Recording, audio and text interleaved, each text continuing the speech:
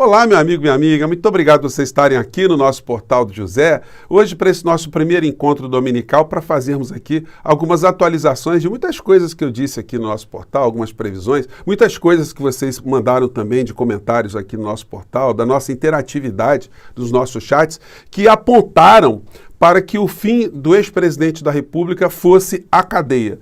Muitas pessoas acham que é exagerada nessa percepção. E eu não condeno as pessoas que pensam assim, porque a realidade, ela às vezes é muito mais lenta do que a nossa ansiedade. A gente queria logo ver justiça instantânea aqui no Brasil. Só que nós temos uma situação aqui no país que foi absolutamente adulterada, foi corrompida, que é a função do Ministério Público Federal, a Procuradoria-Geral da República. Porque compete ao Procurador-Geral da República exclusivamente propor ações criminais contra o presidente da República. E aí, nesse ponto, como o Bolsonaro cooptou o senhor Augusto Aras, no português claro é isso que aconteceu, o Augusto Aras, por alguma razão que nós não sabemos, protegeu o Bolsonaro de uma forma absolutamente indecente, de uma forma absolutamente pornográfica com P maiúsculo. Mas isso tem prazo de validade. O senhor Augusto Aras e a senhora Lindora Araújo sairão da direção do Ministério Público, da Procuradoria-Geral da República, em setembro. E aí todos os crimes que Bolsonaro cometeu, que não estão prescritos, voltarão à tona e eles serão responsabilizados contra uma figura que já não tem mais nenhum tipo de blindagem constitucional. Os crimes novos já também começam a dar problemas mais sérios do que a vã filosofia poderia imaginar. Eu vou conversar com vocês sobre esses fenômenos, como o definhamento político, o definhamento moral e ético da figura do ex-presidente da República contribuirá para o final da história, para ele terminar os seus dias na cadeia. Mas antes de mais nada, quero convidar você que está chegando agora no nosso portal, você que não acredita muito nisso, a se inscrever aqui conosco. Você aqui é muito bem-vindo, conheça também os nossos outros vídeos, compartilhe, dê seu joinha, porque são formas da gente chegar a mais pessoas como você. Se puder, participe dos nossos chats, que todos os dias eu abro aqui entre 5 horas e 5 e meia para bater um papo com vocês. E também se inscreva no nosso clube de membros, que é uma forma adicional de você prestigiar aqui os nossos encontros no nosso portal, tá bom? Então, vamos seguir em frente. Gente, eu tenho dito para vocês o seguinte, nós temos uma grande ansiedade de ver justiça rápida, mas a justiça rápida, muitas vezes, ela não é justiça. Então, a gente tem que respeitar os ritos da democracia, do processo civilizatório, para que, no final, quando houver uma sentença, a sentença seja compreendida por toda a sociedade. Seria muito difícil prender uma figura que estivesse no cargo de presidente da República durante seu mandato por algum tipo de crime, sobretudo quando ele tinha ao seu redor uma grande bolha, né, de pessoas absolutamente fanatizadas. De fato, isso poderia gerar um grande conflito aqui no nosso país. Mas na medida que as verdades sobre esse personagem são exibidas como um ladrão de joias, um corrupto, uma pessoa que não tem moral, não tem ética, um covarde que abandonou os seus correligionários para trás, uma figura que não tem conteúdo, não tem o que dizer, quanto mais isso acontece, mais a prisão vai ficando mais próxima. Porque hoje eu vou mostrar aqui para vocês também uma coluna de um jornalista que fala exatamente coisas que eu disse aqui no nosso portal e é interessante a gente reverberar essas vozes também, né? Bom, mas o que está acontecendo? Vamos lá. Em primeiro lugar, a gente vê essa miopia, né, de muitos setores do bolsonarismo que estão enxergando uma realidade que não existe mais. A gente vê, por exemplo, uma senhora como a Carla Zambelli, e que postou o seguinte tweet antes do Bolsonaro voltar. Bolsonaro está voltando. Brasília vai tremer. E aí vieram várias convocações, né? Você vista a camisa amarela, você coloque a bandeira verde e amarela, coloque bandeirinha amarela no seu carro. Vocês viram isso aqui no Brasil? Você que está fora do Brasil, eu posso dizer para você o seguinte, ó, não aconteceu isso aqui no Brasil, tá? Ninguém saiu com camisa amarela e quando alguém saía de camisa amarela, o ato reflexo de qualquer pessoa que estivesse vendo um personagem assim era olhar para a canela para ver se tinha aquele radinho de pilha, né?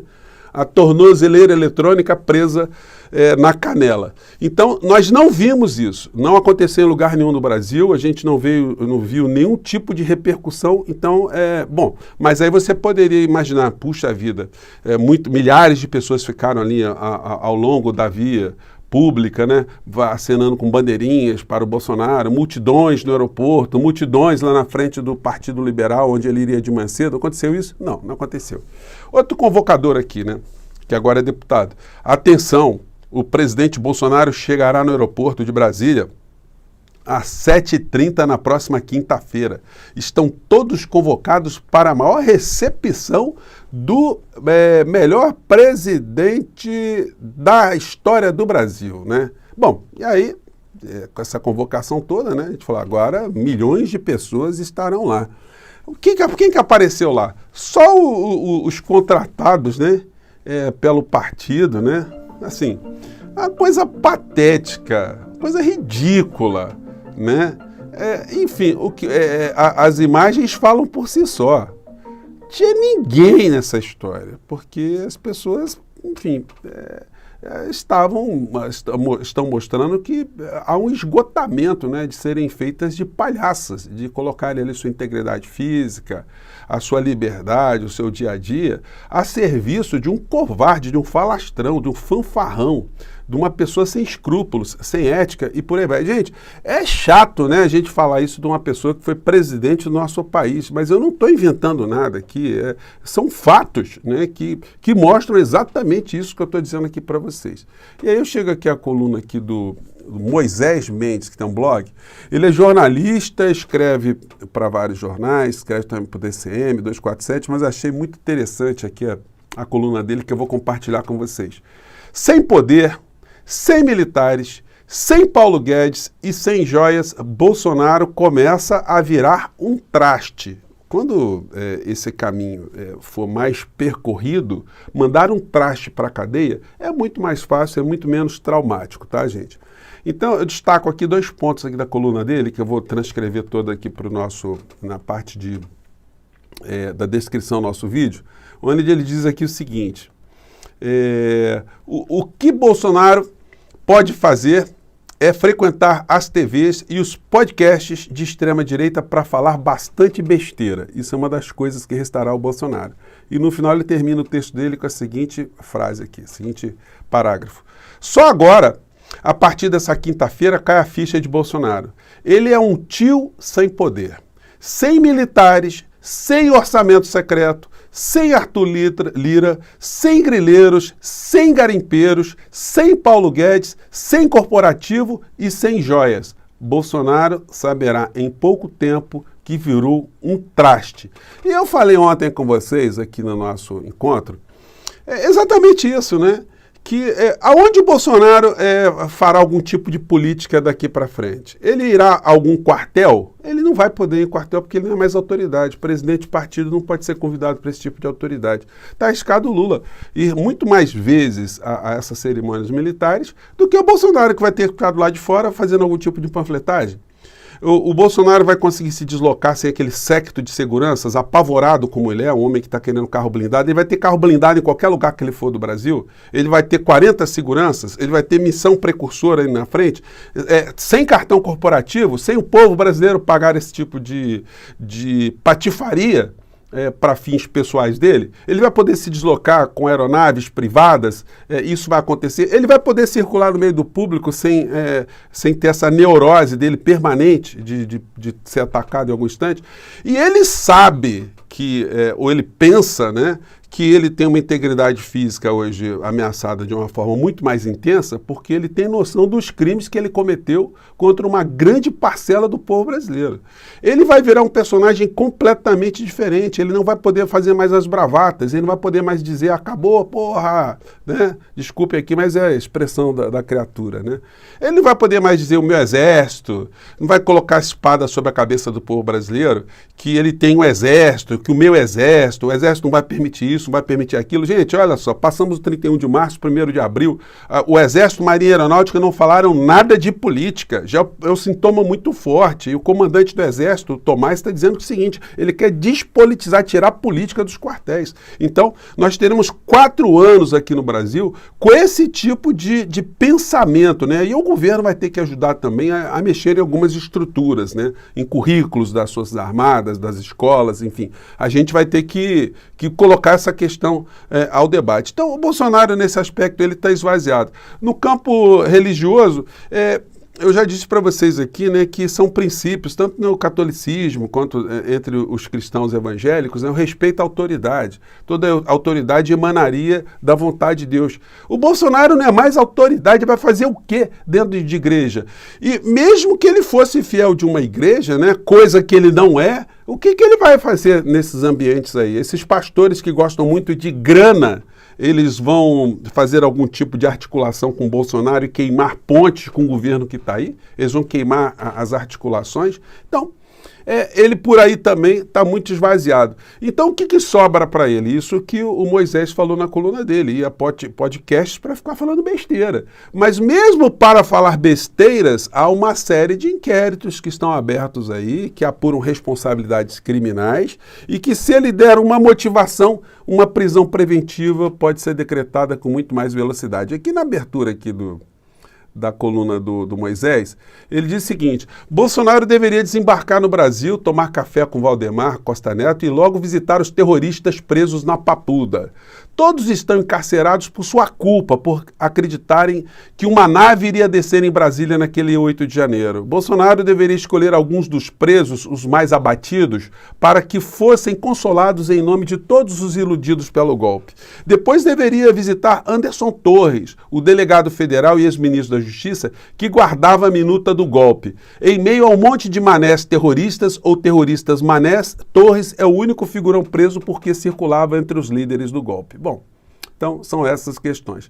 O Bolsonaro poderia fazer críticas também para sobressair-se, né, no campo da economia? Não.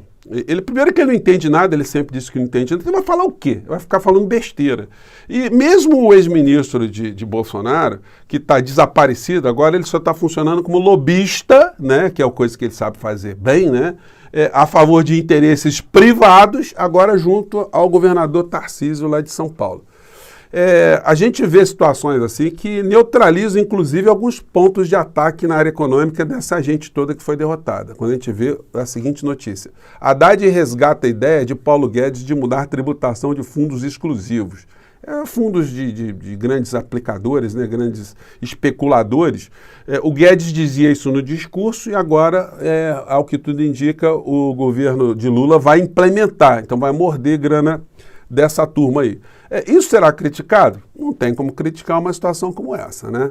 Então, gente, nós chegamos aqui a um outro ponto também que eu queria refletir aqui com vocês. Aliás, eu queria agradecer a todos vocês que ficam fazendo maratonas nos vídeos aqui do nosso portal. É muito legal, eu fico vendo aqui, muita gente fica assistindo vídeos anteriores, é muito bacana e eu peço vocês para continuarem a fazer isso e compartilhar também, porque ajuda a gente a chegar a mais pessoas, o alcance aumenta. Bom, e a gente chega numa situação fática aqui do que está acontecendo hoje no Brasil em relação ao governo Lula, né?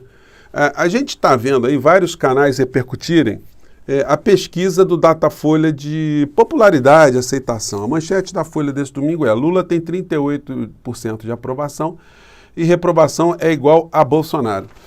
Eu acho que esse tipo de pesquisa, hoje ela tem que ser vista com muitas reservas e muitos senões por uma razão muito importante.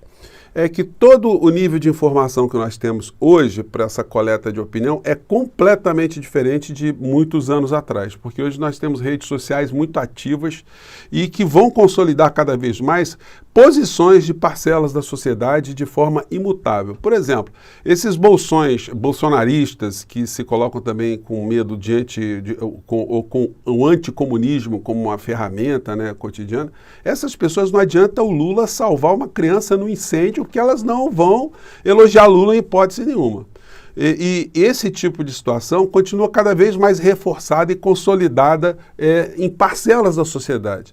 Então, ter, por outro lado, uma parcela que apoia algumas medidas do governo Lula é uma situação que tem que ser vista de um modo também muito mais positivo, porque as reações negativas a outros presidentes não foram tão contundentes como estão sendo agora, em função de tudo aquilo que a gente está vendo. Isso explica também algumas situações que funcionam como alerta para o governo Lula no que tange a comunicação de algumas coisas que estão sendo feitas e que estão sendo ainda muito falhas, né, nesse aspecto de comunicação. Datafolha diz que 1 em 4 eleitores de Lula acha que ele fez menos do que o esperado. Gente, é um negócio muito interessante, porque A opinião é uma coisa livre, né? Eu faço parte de grupos de discussão de futebol e eu sou torcedor do Atlético Mineiro e no grupo de discussão dos meus amigos ali, que são torcedores do Galo também, quando a gente está discutindo uma partida de futebol, é impressionante como é que tem dissidência. Todo mundo ali adora o time, todo mundo é apaixonado pelo time, mas tem brigas, porque um começa a cornetar, o outro começa a reclamar que o outro está cornetando, não é hora de cornetar, um quer que troque o técnico, um quer que coloque um jogador assim, assado.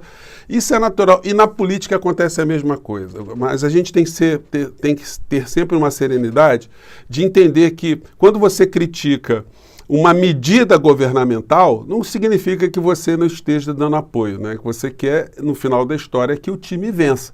Isso tem que ser interpretado por todos nós com muita tranquilidade. O importante agora é que a figura do ex-presidente está virando um traste de uma forma muito acentuada e nós vamos ajudar a essa realidade se confirmar para ele ir para onde nós todos estamos dizendo, ou seja, a cadeia. Gente, mais tarde eu volto aqui que tem muito assunto para conversar com vocês, tá bom? Tchau!